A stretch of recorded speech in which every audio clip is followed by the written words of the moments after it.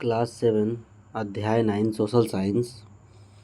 शासक से शासित तक। सरकार के प्रकार। राज्य के आंतरिक प्रशासन में एक शासक का दायित्व 3 स्तरों पर होता है। रक्षा, जो कि बाह्य आक्रमणों से राज्य की सुरक्षा करती है। पालन, राज्य में कानून व्यवस्था बनाए रखना एवं सुचारू रूप से शासन संचालन करना। और योगक्षेम, यानी जनता के हितों की रक्षा करना। कौटिल्य के अर्थशास्त्र की बुक से लिया गया। भारतीय संसद का भीतरी दृश्य को दिखाया गया यहाँ पे। महत्वपूर्ण प्रश्न। सरकार के विभिन्न प्रकार के कौन कौन से होते हैं? सरकार के विभिन्न प्रकार कौन कौन से होते हैं? सरकार अपनी शक्ति कहाँ से प्राप्त करती है? एक देश की सरकार जनता से किस प्रकार संवाद स्थापित करती है? लोकतंत्र का क्या महत्व है? सरकार क्या है? इसके क्या कार्य है? कक्षा 6 में हमने जाना कि सरकार क्या होती है और इसकी कुछ भूमिकाओं का भी अध्ययन किया। सरकार हमारे जीवन में महत्वपूर्ण भूमिका निभाती है जो निम्नलिखित है। समाज में कानून व्यवस्था को बनाए रखती है, लोगों के लिए शांति, स्थायित्व एवं सुरक्षा सुनिश्चित करती है, अन्य देशों के साथ संबंधों का संचालन करती है, राष्ट्रीय सुरक्षा सुनिश्चित करती है, आवश्यक वस्तुओं एवं सेवाओं जैसे शिक्षा, स्वास्थ्य एवं आधारभूत संरचनाओं की आपूर्ति भी करती है, अर्थव्यवस्था और आर्थिक गतिविधियों का प्रबंधन करती है। सरकार लोगों के कल्याण एवं उनके जीवन को उन्नत बनाने के कार्य भी करती है। आइए पता लगाएं, क्या आपको अपनी कक्षा 6 की पाठ्यपुस्तक का यह चित्र याद है? सरकार के बहुत से अन्य कार्य भी है, उन्हें सूचीबद्ध कीजिए।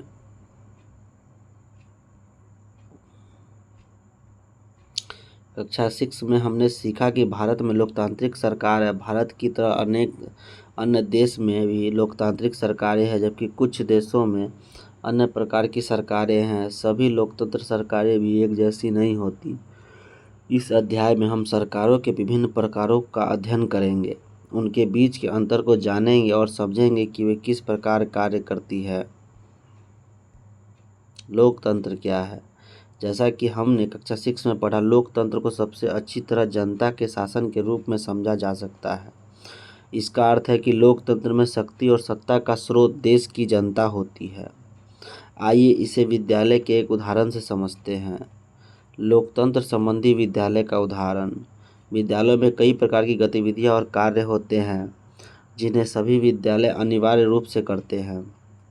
विद्यालय प्रतिदिन अनेक कार्यों का प्रबंधन तो करते ही हैं, साथ ही विभिन्न गतिविधियों को सुव्यवस्थित रूप से संचालित भी करते हैं।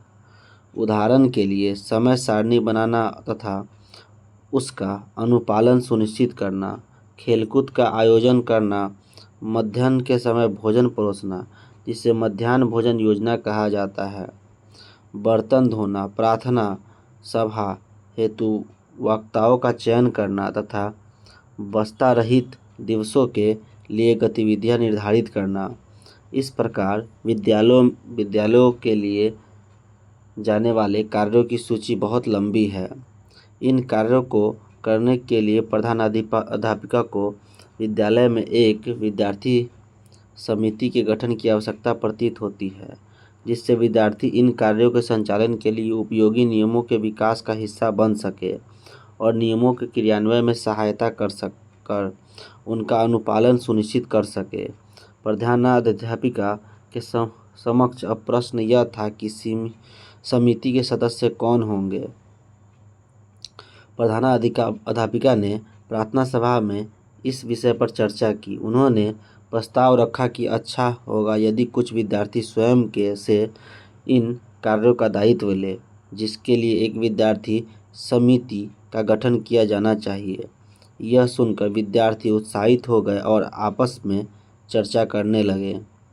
नगमा कक्षा 12 के विद्यार्थी वरिष्ठतम है, हम सभी कार्यों का ध्यान रखेंगे। शोभा ने कहा, लेकिन अब आपकी पढ़ाई तो कुछ ही महीनों में पूरी हो जाएगी, इसलिए कक्षा 11 के विद्यार्थियों को ये सभी दायित्व लेने चाहिए। गुरप्रीत, यदि केवल एक ही कक्षा के विद्यार्थी सभी दायित्व संभालेंगे तो अन्य कक्षाओं के समक्ष आने वाली समस्याओं को कैसे जानेंगे? प्रतिनिधि कौन होते हैं? वह व्यक्ति जिसे किसी अन्य व्यक्ति या समूह की ओर से कार्य करने का निर्णय लेने के लिए अधिकृत किया गया हो, उनके प्रतिनिधि कहलाते हैं। ऐसी रोचक स्थिति में विद्यार्थी अंततः 3 विकल्पों पर पहुँचे। विद्यार्थियों में सभी समिति का हिस्सा बन सकते हैं और दायित्व निभा सकते हैं। प्रधानाध्यापिका स्वयं विद्यार्थियों का चयन समिति के लिए कर सकती है। विद्यार्थी मतदान के आधार पर अपने प्रतिनिधि का चयन कर सकते हैं, जिससे निर्वाचित या प्रतिनिधि ही समिति के सदस्य बनेंगे। आइए पता लगाएं तीनों तरीकों में से आप सबसे अधिक प्रभावी किसे मानते हैं और क्यों। पहला तरीका आकर्षक प्रतीत होता है, किंतु यदि विद्यालय का प्रत्येक विद्यार्थी समिति का सदस्य होगा तो किसी निर्णय तक पहुंच पाना कठिन होगा और लिए गए निर्णयों का प्रभावी अनुपालन सुनिश्चित करना भी कठिन होगा। दूसरे तरीकों में क्योंकि प्रधानाध्यापिका स्वयं समिति के लिए विद्यार्थियों का चयन कर रही है, इसलिए अधिकांश विद्यार्थियों को दायित्व नहीं मिल सकेगा। साथ ही उनके पास यह सुनिश्चित करने का भी कोई तरीका नहीं होगा कि उनकी बात सुनी जा सके, उन्हें क्या चाहिए और उनकी क्या आवश्यकताएं हैं। हालांकि तीसरे तरीके में प्रत्येक कक्षा से विद्यार्थी अपने बीच से ही किसी ऐसे विद्यार्थियों को अपना प्रतिनिधित्व चुन सकते हैं जिस पर उन्हें विश्वास हो कि वह प्रभावशाली रूप से उनकी कक्षा की आवश्यकताओं का पक्ष रख सकेगा। यह प्रतिनिधि समिति में कार्य करेगा, अर्थात विद्यार्थी समिति में प्रत्येक कक्षा से प्रतिनिधि सम्मिलित होंगे। प्रतिनिधियों के चयन और समिति के गठन की यह प्रक्रिया ही लोकतांत्रिक प्रक्रिया है। आइए विचार करें। विद्यालय का उदाहरण हमें प्रतिनिधित्व की अवधारणा और इसकी कार्यप्रणाली को समझने में सहायता करता है। यद्यपि विद्यार्थियों की समिति संसदीय और विधायी समितियों से भिन्न होती है, जैसे कि विद्यालय के कक्षा प्रतिनिधि संसद अथवा विधानसभा के सदस्यों से काफ़ी भिन्न होते हैं। ये भिन्नताएं क्या है? कक्षा में अपने शिक्षक के साथ चर्चा कीजिए और इन भिन्नताओं की एक सूची बनाइए। सरकार के कार्य। आरंभ में हमने चर्चा की थी कि सरकार हमारे जीवन में अनेक दायित्वों का निर्वहन करती है। उसी प्रकार विद्यालय में विद्यार्थी समिति के विभिन्न दायित्व होते हैं। जिस प्रकार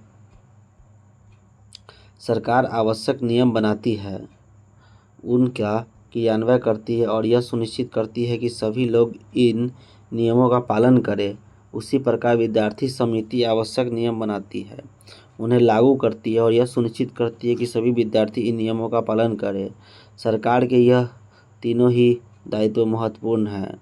कानूनों का निर्माण करना विधायी कार्य कहलाता है। किसी देश के संचालन हेतु ये कानून एक सशक्त आधार प्रदान करते हैं। इन नियमों का कार्यान्वयन करना और इनके अनुसार देश का प्रशासन कार्यपालिका संबंधी कार्य कहलाता है।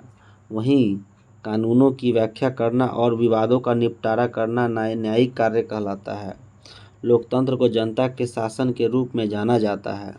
इसका तात्पर्य यह है कि जैसे विद्यालय में प्रतिनिधि चुनने की तीसरी विधि अपनाई जाती है, उसी प्रकार लोकतंत्र में भी जनता स्वयं पर शासन करने के लिए अपने प्रतिनिधियों को चुनती है। हालांकि सभी देश अपने प्रतिनिधियों के चुनाव हेतु एक जैसी प्रणाली का उपयोग नहीं करते। इस विषय को हम आगे अधिक विस्तार से समझेंगे। लाइब्रेरी ऑफ कांग्रेस यूएसए से लिया गया चित्रकार वेडर द्वारा वर्ष 1896 में बनाया गया सरकार नामक भित्ति चित्र को यहाँ पे दिखाया गया है। भित्ति चित्र क्या होता है? एक विशाल पेंटिंग या कलाकृति होती है जिससे सीधे दीवार या छत पर बनाया जाता है। 19वीं शताब्दी के अंत में अमेरिका के राष्ट्रपति रहे अब्राहम लिंकन ने लोकतंत्र को जनता के द्वारा जनता के लिए शासन के रूप में परिभाषित किया, जो आज भी व्यापक रूप से प्रयुक्त होता है। सरकारें किस प्रकार एक दूसरे से भिन्न होती है? किसी भी देश की सरकार समय के साथ विकसित होती है। प्रत्येक देश का अपना विशिष्ट इतिहास, संस्कृति और आकांक्षाएं होती है, इसलिए अलग अलग देशों की सरकारों में विभिन्नताएं स्वाभाविक है। आइए कुछ ऐसे पक्षों का विचार करें जो एक सरकार को दूसरे सरकार से भिन्न बनाते हैं। इन विभिन्नताओं को हम आगे अध्याय में अलग अलग प्रकार की शासन प्रणालियों का अध्ययन करते समय और अधिक स्पष्ट रूप से समझ पाएंगे। सरकारों के बीच प्रमुख अंतर। यह सरकार है, यह तय करने का अधिकार किसे है। विभिन्न प्रकार की शासन प्रणालियों के मध्य यह आधारभूत अंतर होता है। यह प्रश्न है कि यह हमारे देश की सरकार है किसके द्वारा तय किया जाता है, अर्थात सरकार को उसका अधिकार और शक्ति प्रदान करने वाला कौन है। उदाहरणार्थ भारत जैसे लोकतांत्रिक देश में देश की जनता यह निर्णय करती है कि सत्ता का स्रोत को होती है, जबकि धर्मतंत्रीय व्यवस्था में सत्ता का स्रोत धार्मिक विश्वास और धार्मिक संस्था का मुखिया होता है। सरकार का गठन किस प्रकार होता है। लोकतंत्र में सरकार का गठन सामान्यतः किसी न किसी प्रकार के निर्वाचन के माध्यम से होता है, जबकि जिन राजतंत्रात्मक राज्यों में राजा या रानी होते हैं वहाँ सामान्यतः राज परिवार का ही कोई सदस्य शासन करता है और निर्णय लेता है कि किस प्रकार शासन किया जाए। सरकार बनाने के अन्य तरीके भी हो सकते हैं, यहाँ तक कि लोकतंत्रों में भी निर्वाचन की विभिन्न प्रणालियाँ अपनाई जा सकती है। सरकार के विभिन्न अंग कौन कौन से होते हैं और वे क्या क्या कार्य करते हैं। किसी भी सरकार के अनेक अंग होते हैं जो विभिन्न प्रकार के शासन व्यवस्थाओं में भिन्न भिन्न हो सकते हैं। उदाहरणतः सरकार के 3 प्रमुख कार्य विधायी, कार्यकारी और न्यायिक एक ही संस्था या 3 अलग अलग संस्थाओं द्वारा किए जा सकते हैं। देश में शासन चलाने की व्यवस्था को एक प्रलेख में लिखित रूप दिया जा सकता है जिसमें देश के मूलभूत नियम होते हैं। इसे संविधान कहा जाता है और यही व्यवस्था अधिकांश लोकतंत्रों में अपनाई जाती है, या फिर यह व्यवस्था राजा या रानी द्वारा तय की जा सकती है, जैसा कि राजतंत्र में होता है जहां शासन राजा या रानी द्वारा किया जाता है। सरकार के विभिन्न अंग कौन कौन से होते हैं और वे क्या कार्य करते हैं। सरकार का गठन किस प्रकार होता है। यह सरकार यह तय करने का अधिकार किसे देती है। सरकार किस उद्देश्य से कार्य कर रही है, वो कौन से लक्ष्य प्राप्त करना चाहती है। सरकार किस उद्देश्य से कार्य कर रही है, वो कौन कौन से लक्ष्य प्राप्त करना चाहती है। सरकारों का गठन कुछ मूल्य और आदर्शों की प्राप्ति के लिए किया जाता है। कुछ सरकारें जैसे भारत सरकार समता और समस्त नागरिकों की समृद्धि के लिए कार्य करती है, जबकि कुछ अन्य प्रकार की सरकारों का उद्देश्य सीमित हो सकते हैं। सरकार के विभिन्न स्वरूपों में इन 4 प्रमुख पहलुओं के आधार पर भिन्नताएं पाई जाती है, यद्यपि अन्य प्रकार की भिन्नताएं भी संभव है। आइए हम सरकारों के कुछ विभिन्न स्वरूपों का अध्ययन करते हैं। आधुनिक विश्व में लोकतंत्र शासन का सबसे लोकप्रिय स्वरूप बन गया है। अध्याय के इस भाग में हम यह समझेंगे कि लोकतांत्रिक सरकारें भी भिन्न प्रकार की हो सकती हैं, लेकिन इन विभिन्नताओं को जानने से पहले यह आवश्यक है कि हम लोकतंत्र के कुछ मूलभूत सिद्धांतों को समझें जो प्रत्येक लोकतंत्र में अनिवार्य रूप से पाए जाते हैं। लोकतंत्र के मूलभूत सिद्धांत। लोकतंत्र में समानता का अर्थ है कि प्रत्येक व्यक्ति को समान व्यवहार पाने का अधिकार प्राप्त है। इसका अर्थ यह भी है कि सभी व्यक्तियों को शिक्षा और स्वास्थ्य जैसी सुविधाएं समान रूप से मिलनी चाहिए और सभी व्यक्ति कानून के समक्ष समान हैं। लोकतंत्र में स्वतंत्रता से तात्पर्य नागरिकों को स्वयं चयन करने और अपना मत अभिव्यक्ति करने से अधिकार से है। प्रतिनिधि सहभागिता का अर्थ है कि प्रत्येक नागरिक को चुनाव के माध्यम से अपने प्रतिनिधियों को चुनने का अधिकार प्राप्त होता है। चुने गए प्रतिनिधि विधायिका का भाग बनते हैं और सरकार के विभिन्न निर्णयों में नागरिकों का प्रतिनिधित्व करते हैं। सार्वभौमिक वयस्क मताधिकार।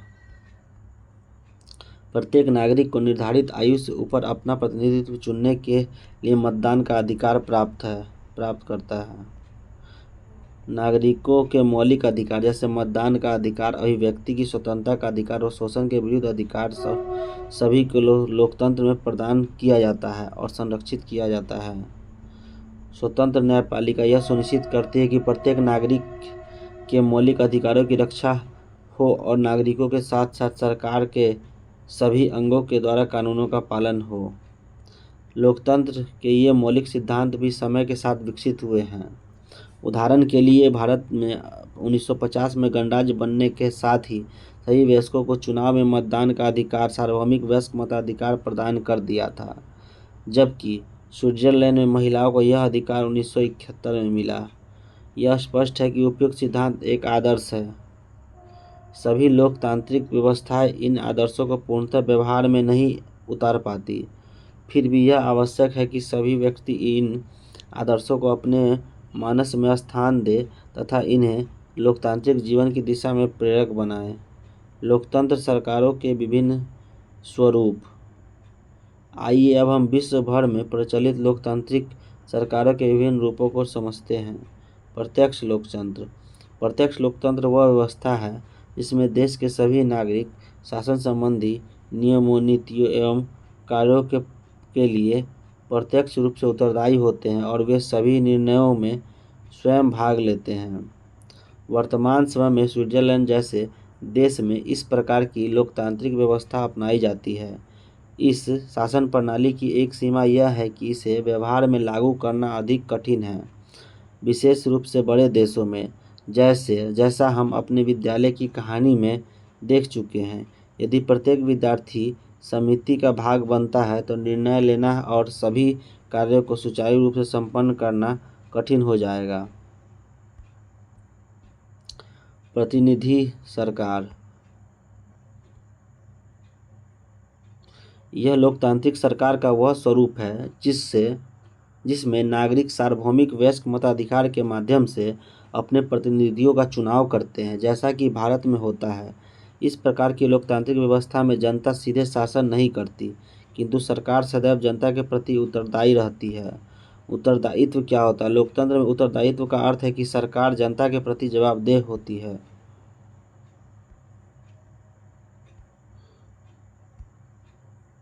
चुनाव प्रतिनिधि लोकतंत्र का एक अभिन्न अंग होते हैं, जिसके माध्यम से जनता अपनी इच्छा के अनुसार सरकार में बदलाव करती है। इसलिए चुनाव नियमित और निश्चित अंतराल पर आयोजन किए जाते हैं। भारत में प्रत्येक 5 साल में आम चुनाव होते हैं, जबकि संयुक्त राज्य अमेरिका में प्रत्येक 4 साल में आम चुनाव होते हैं। इसे अनदेखा न करें।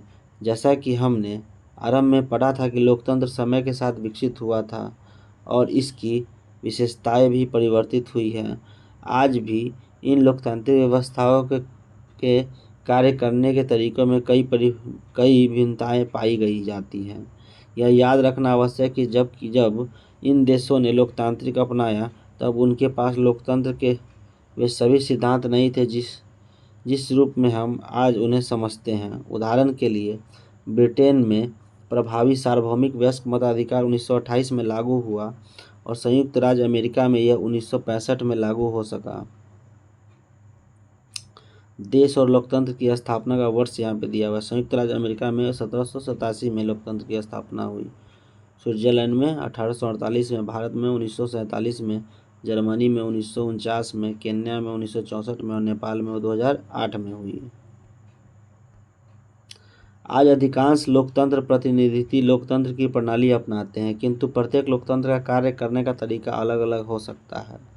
सामान्यतः प्रतिनिधि लोकतंत्र के 2 प्रमुख स्वरूप होते हैं। संसदीय लोकतंत्र, भारत में मतदान को यहाँ पे दिखाया है।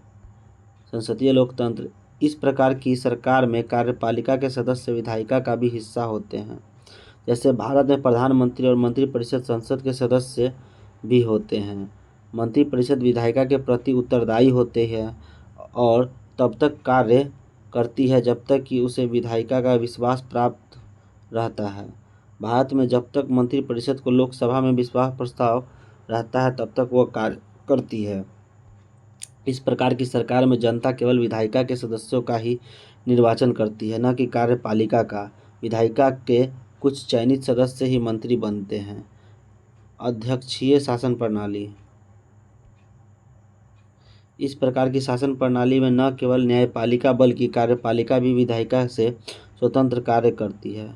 राष्ट्राध्यक्ष का चुनाव जनता द्वारा किया जाता है, इसलिए राष्ट्राध्यक्ष को अपना पद बनाए रखने के लिए विधायिका के समर्थन की आवश्यकता नहीं होती है। लोकतांत्रिक सरकार के विभिन्न स्वरूपों की संरचना अलग अलग होती है। आप अगले पृष्ठ की तालिका 9.1 में इन मूलभूत अंतरों को समझ सकते हैं।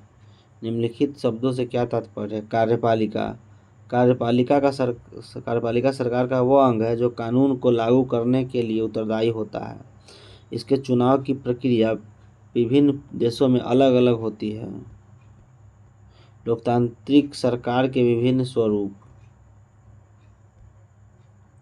देश कार्यपालिका, विधायिका और न्यायपालिका होनी चाहिए। भारत प्रधानमंत्री और मंत्रिपरिषद। निम्न सदन लोकसभा, उच्च सभा, राज्यसभा अधिक शक्तिशाली है। न्यायपालिका कार्यपालिका एवं विधायिका से स्वतंत्र शक्तियों का पृथक्करण। संयुक्त राज्य अमेरिका राष्ट्राध्यक्ष। उच्च सदन सीनेट, निम्न सदन प्रतिनिधि सभा से अधिक शक्तिशाली है। कार्यपालिका एवं विधायिका से स्वतंत्र शक्तियों का पृथक्करण। दक्षिण कोरिया राष्ट्राध्यक्ष। एकल सदन राष्ट्रीय सभा। कार्यपालिका एवं विधायिका से स्वतंत्र शक्तियों का पृथक्करण। ऑस्ट्रेलिया प्रधानमंत्री और मंत्रिपरिषद। उच्च सदन सीनेट और निम्न सदन से प्रतिनिधि दोनों समान रूप से शक्तिशाली है। कार्यपालिका एवं विधायिका से स्वतंत्र शक्तियों का पृथक्करण। लोकतंत्र सरकार के विभिन्न स्वरूप को दिखाया गया था। विधायिका क्या होता है? विधायिका सरकार का वह अंग है जो कानून बनाने के लिए उत्तरदायी होता है। इसे अलग अलग देशों में अलग अलग नामों से जाना जाता है। भारत में इसे संसद कहा जाता है, जबकि अमेरिका में कांग्रेस कहा जाता है। जब अधिकांश लोकतंत्रों में इसमें 2 सदन होते हैं, उच्च सदन और निम्न सदन। उच्च सदन और निम्न सदन। अधिकांश देशों में निचले सदन के सदस्यों को प्रत्यक्ष मतदान के आधार पर चुना जाता है और यह सामान्यतः उच्च सदन से अधिक शक्तिशाली होता है, जिसे चुनाव या नामांकन द्वारा गठित किया जाता है। भारत में निम्न सदन लोकसभा और उच्च सदन राज्यसभा कहलाती है। शक्तियों का पृथक्करण। इसका अर्थात है कि सरकार के 3 अंग विधायिका, कार्यपालिका और न्यायपालिका स्वतंत्र रूप से कार्य करते हैं और एक दूसरे के कार्यों में हस्तक्षेप नहीं करते। आइए पता लगाएं। पिछले पृष्ठ पर दी गई तालिका 9.1 में चीन के क और ख के रूप में अपनी पसंद के 2 अलग अलग देशों का चयन कर रिक्त तालिका भरें। तालिका का विश्लेषण करें और इसके उदाहरणों में सभी समानताओं और विभिन्नताओं पर आपस में चर्चा करें। इस अभ्यास से अपने अवश्य ही यह समझा होगा कि लोकतांत्रिक सरकारों के विभिन्न स्वरूपों के गठन, संरचना और कार्य करने के विधियां अलग अलग होती है। इसके साथ ही सरकार के तीनों अंगों के मध्य संबंध भी भिन्न भिन्न होते हैं, लेकिन जैसे कि हमने आरंभ में ही पढ़ा, कुछ विशेषताएं जैसे समानता, स्वतंत्रता और सार्वभौमिक वयस्क मताधिकार आदि सभी क्षेत्र लोकतंत्र में समान रूप से विद्यमान रहती है। आइए पता लगाएं। ऊपर दिए गए उदाहरणों का अध्ययन करने के पश्चात लोकतांत्रिक सरकार के मुख्य सिद्धांतों को सूचीबद्ध करें। अपनी समझ के आधार पर नीचे दी गई गतिविधि कीजिए। आपको अपने विद्यालय में एक विद्यार्थी समिति का गठन करना है। इसके लिए एक योजना बनाइए और उसे लोकतांत्रिक तरीके के लागू कीजिए, यह सुनिश्चित करते हुए कि समिति के कार्य स्पष्ट रूप से परिभाषित हो। समिति के सदस्यों के चुनाव की प्रक्रिया लोकतांत्रिक हो। इतिहास की एक झलक। प्रारंभिक गणराज्य। गणराज्य एक ऐसी शासन व्यवस्था है जिसमें राज्य का प्रमुख निर्वाचन होता है और वह वंशानुगत राजा या रानी नहीं होता। जैसा कि आपने नवारंभ, नगर और राज्य अध्याय में पढ़ा होगा, भारत के प्राचीन महाजनपदों में से कम 2 ऐसे उदाहरण मिलते हैं जहां यह व्यवस्था थी कि वज्जी महाजनपद में विशेष रूप से लिच्छवी कुल सामूहिक निर्णय प्रक्रिया अपनाता था और नेता जन्म के आधार पर नहीं बल्कि योग्यता के आधार पर चुने जाते थे। मुख्य पदों पर चुनाव के आधार पर नियुक्तियां की जाती थी और विभिन्न कुलों के प्रतिनिधि नियमित रूप से बैठा करते थे, जिससे यह जन कल्याण के लिए समस्याओं का समाधान निकाला जा सके। इसलिए ऐसे राज्यों को प्रारंभिक गणराज्य कहा गया है। वास्तव में भारत में आम जनता की आवाज़ को सदियों से महत्व दिया गया है, भले ही सत्ता राजा या रानी के हाथों में रही हो। चोल काल 10वीं शताब्दी के उत्तरामेरूर शिलालेख में इसका उल्लेख उदाहरण मिलता है। तमिलनाडु में स्थित ये शिलालेख ग्राम सभा, स्थानीय प्रशासनिक निकाय के सदस्यों के चुनाव की प्रक्रिया के बारे में जानकारी देते हैं। इसमें सीलबंद मतपेटियां द्वारा चुनाव सदस्यों की योग्यताएं, उनके कर्तव्य और हटाए जाने की स्थितियां स्पष्ट की गई। उदाहरणतः यदि कोई सदस्य भ्रष्टाचार में लिप्त पाया जाता है तो उसे तत्काल पद से दिया जाता है। उत्तरामेरूर तमिलनाडु में वेंकुट पेरुमल मंदिर की दीवार पर अंकित चोलकालीन शिलालेख है ये।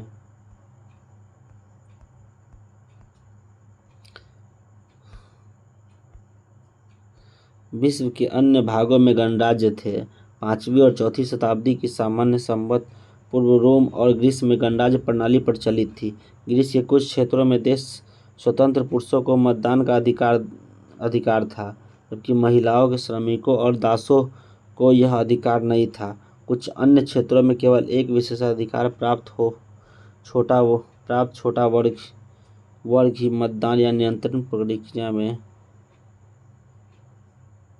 प्रक्रिया में भाग ले सकता था।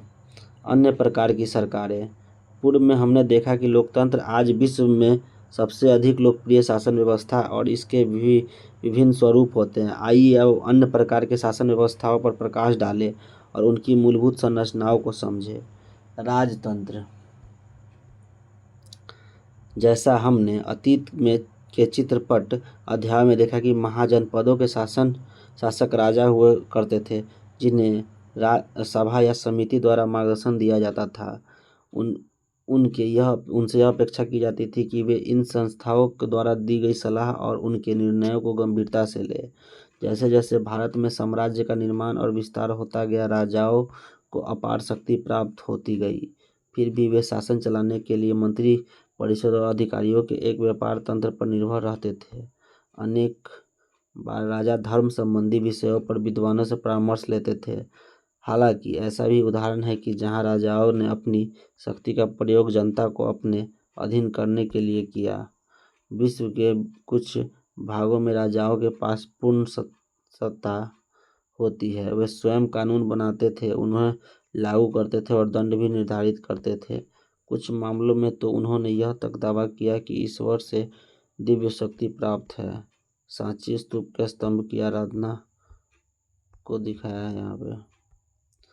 अधीन करना क्या होता है? किसी व्यक्ति या स्थान को बलपूर्वक नियंत्रण स्थापित करना और वहां लोगों को आज्ञा मानने के लिए बाध्य करना।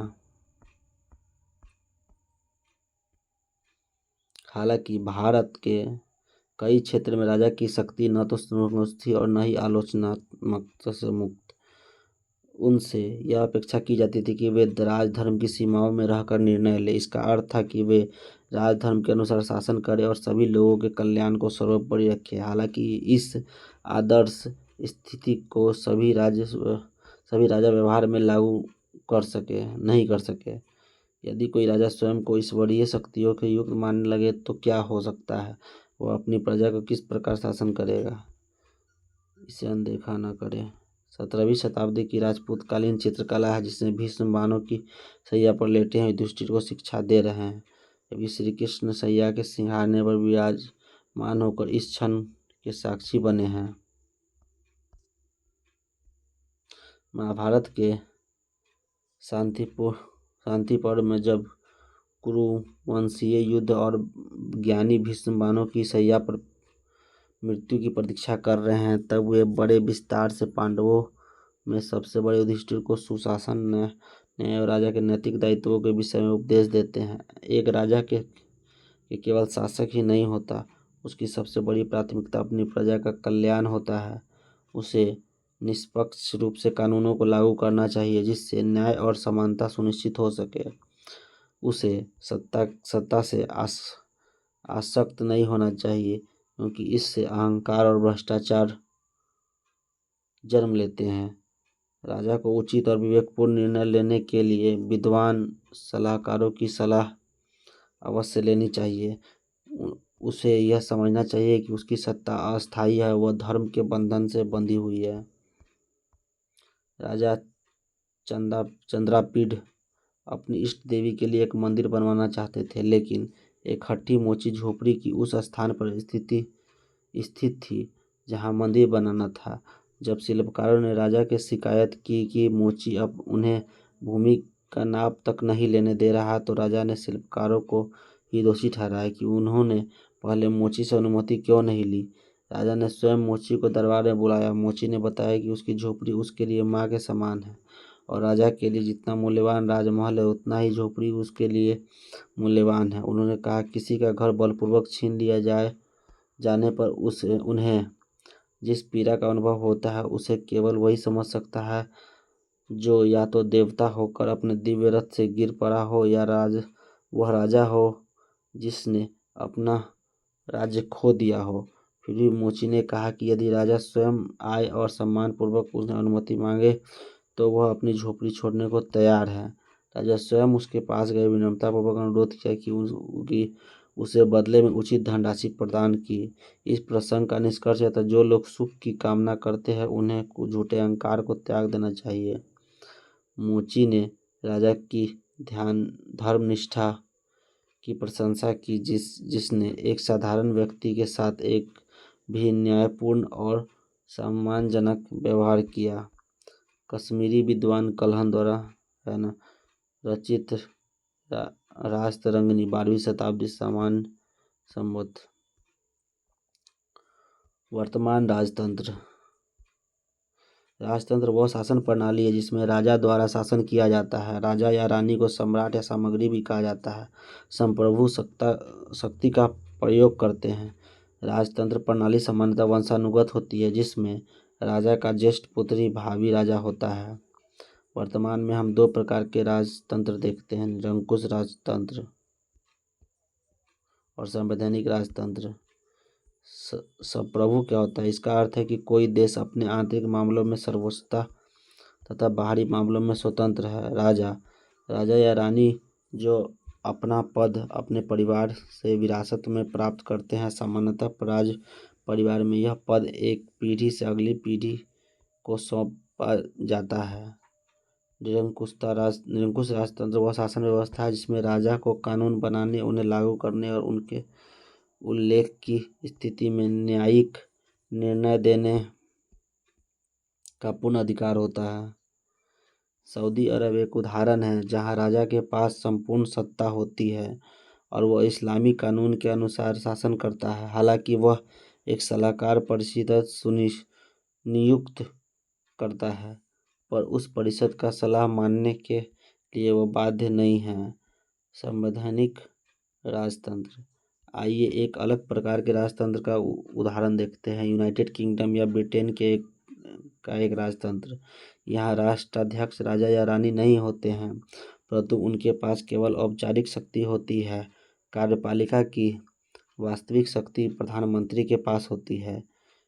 कानून निर्माण की शक्ति संसद के पास होती है और कार्यपालिका की शक्ति मंत्रिपरिषद के माध्यम से प्रधानमंत्री द्वारा प्रयोग की जाती है। इसका अर्थ है कि सभी कानून जनता द्वारा संसद में अपने प्रतिनिधित्व माध्यम से निर्मित किए जाते हैं और कार्यकारी शक्ति का प्रयोग मंत्रिपरिषद द्वारा प्रधानमंत्री के नेतृत्व में किया जाता है। इसलिए भले ही ब्रिटेन में राजतंत्र के प्रतीक के रूप में आज भी राजा होता है, किंतु वास्तव में ब्रिटेन एक संसदीय लोकतंत्र है। इस प्रकार के लोकतंत्र को संवैधानिक राजतंत्र कहा जाता है। किसी विदेशी गणमान्य की यात्रा के दौरान एक भव्य सवारी में राजा चार्ल्स तृतीय को दिखाया है।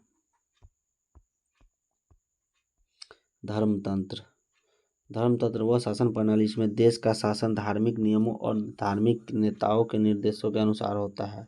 ईरान, जिसका आधिकारिक नाम इस्लामिक ईरान गणराज्य है, एक विशिष्ट लोकतांत्रिक व्यवस्था का प्रमुख उदाहरण है, जिसमें धर्मतंत्र और लोकतांत्रिक शासन दोनों ही प्रणालियों का समन्वय है। वहाँ का संवैधानिक इस्लाम के मूलभूत नियमों पर आधारित है। देश का आधिकारिक धर्म है। वहाँ का सर्वोच्च नेता विधायिका, कार्यपालिका और न्यायपालिका तीनों पर सर्वोच्च अधिकार रखता है।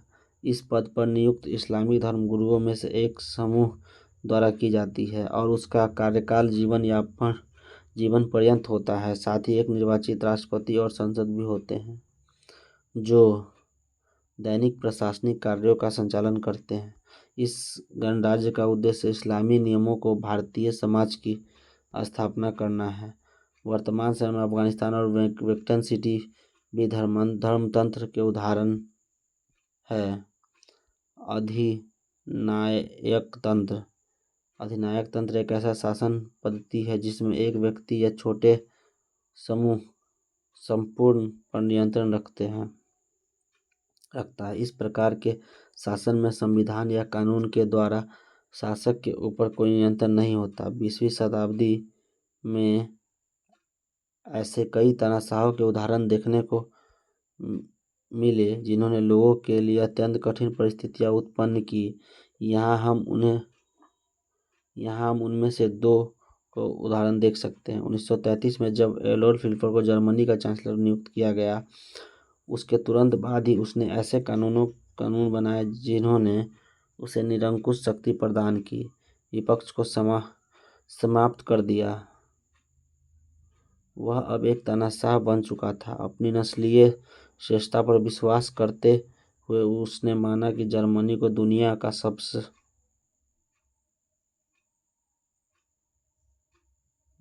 पर शासन करना चाहिए और हीन नस्लों पर अपना श्रेष्ठता स्थापित करनी चाहिए। वह कम से कम 60 लाख यहूदियों की हत्या के लिए उत्तरदायी था, जिसे हॉलोकॉस्ट के नाम से जाना जाता है। इसके साथ ही हजारों रोमन और अन्य समूहों के लोगों की भी हत्या की गई। वास्तव में यह द्वितीय विश्व युद्ध एडोल्फ हिटलर का व्यंग्य चित्र 1939 से 45 का प्रमुख कारण बना, जिससे कई देशों में जीवन और संपत्ति की हानि हुई। ईदी अमीन युगांडा में एक सैन्य तानाशाह था। वह हजारों लोगों को निरंक हत्या करने के लिए उत्तरदायी था, लेकिन अनेक भारतीय जिनके पूर्वज एवं पीढ़ियां पहले युगांडा आए, उन्हें देश छोड़ने के लिए बाध्य किया गया था। ईदी अमीन का व्यंग्य चित्र क्या होता है? वह एक ऐसा चित्र जिसमें किसी व्यक्ति की शारीरिक विशेषता को अत्यधिक बढ़ा चढ़ा कर दर्शाया जाता है जिससे वो हास्यास्पद लगे। इसे अनदेखा न करें। रोमा या रोमानी लोग मूल रूप से घुमंतु थे। उनके भाषाई और सांस्कृतिक लक्षणों के आधार पर विद्वानों ने यह माना कि उनका मूल स्थान भारत है। वे सबसे पहले यूरोप के पूर्वी हिस्सों में बसे, लेकिन अब वे विश्व के कई देशों में प्रवास कर चुके हैं। सेन की कहानी। सेन उत्तर कोरिया में रहता है, जहां उसके दैनिक जीवन से जुड़े हर छोटे पहलुओं के लिए सरकार द्वारा नियम निर्धारित है। वह इस समय अनिवार्य सैनिक सेवा कर रहे हैं, जिसमें उससे अपेक्षा की जाती है कि वह तब तक सोने में रहेगा जब तक सरकार चाहेगी। वहाँ इस बात के लिए भी नियम है कि उसे बाल कैसे कटवाने हैं और कैसे कपड़े पहनने हैं। वह इंटरनेट का प्रयोग नहीं कर सकता, इसलिए अपने देश के बाहर की दुनिया के बारे में नहीं जानता। सरकार उसके सभी क्रियाकलापों को बहुत नज़दीकी से देखती है और उससे यह अपेक्षा करती है कि यदि कोई भी नियमों का उल्लंघन करे तो सेन उनकी जानकारी सरकार को देगा। एक दिन एक पर्यटन से मिला जिसने उनसे पूछा, यहाँ तुम सभी के बाल एक जैसे क्यों बने हैं? सेन ने उत्तर दिया, हम सभी नए तरीकों से बोलना चाहते हैं, लेकिन यह सरकार निर्धारित करती है हमें किस प्रकार के बाल रखने चाहिए। आइए पता लगाएं, क्या सेन का देश एक लोकतांत्रिक देश कहा जा सकता है? आपके विचार में सेन का दैनिक जीवन कैसा होगा? क्या आप ऐसे देश में रहना चाहेंगे? बताइए। अल्पतंत्र।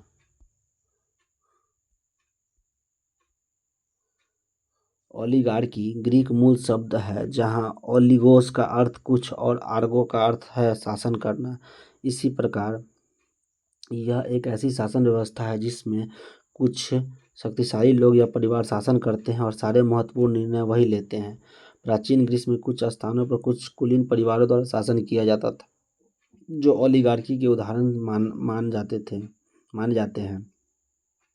कुछ राजनीतिक टिप्पणीकारों के अनुसार आधुनिक समय में कुछ लोकतंत्रों में यह देखा गया है कि कुछ शक्तिशाली राजनेता और बड़े व्यापारिक घराने शासन पर अत्यधिक प्रभाव रखते हैं। राजनीतिक टिप्पणीकार ऐसे व्यक्ति जो राजनीतिक घटनाओं को विश्लेषण करते हैं और उन पर अपनी राय व्यक्त करते हैं। अल्पतंत्रीय स्थिति को दर्शाता हुआ 1889 का एक व्यंग्य चित्र है।